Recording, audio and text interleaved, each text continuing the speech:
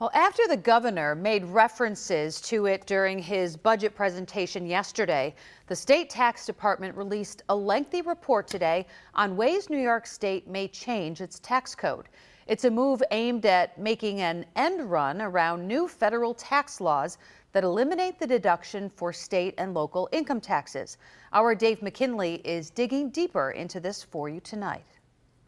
We propose the New York State Taxpayer Protection Act. But by the looks of this 33-page report just released a few hours ago on how it might work, it might well be called the New York State Taxpayer Confusion Act, after all. It restructures the New York tax code. Starting with the basic premise of eliminating the collection of income taxes from wage earners. Instead, their employers would pay to the state a payroll tax of an amount similar to what they would have withheld in income taxes. The idea here, according to the governor, is that under the new federal plan, that tax would be fully deductible for most employers, holding them harmless.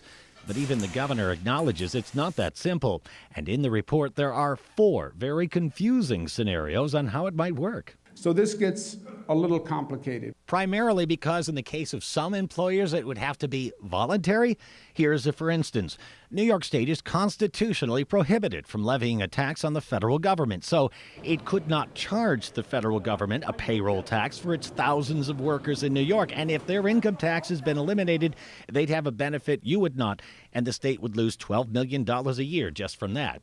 How about the thousands who work for local governments, bound by civil service laws and represented by unions, where the report acknowledges, without the means to adjust salaries downward, the ability of local governments to finance the additional costs associated with a payroll tax could be limited.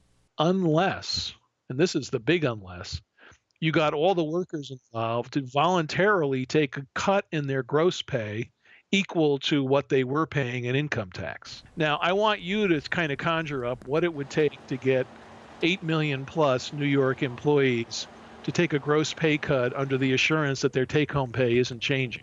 Oh, and even if we went with the payroll tax, you'd still need an income tax for income you might not earn from your employer, like dividends on stocks or interest from savings. So you'd have to run 2 systems, which would be complicated.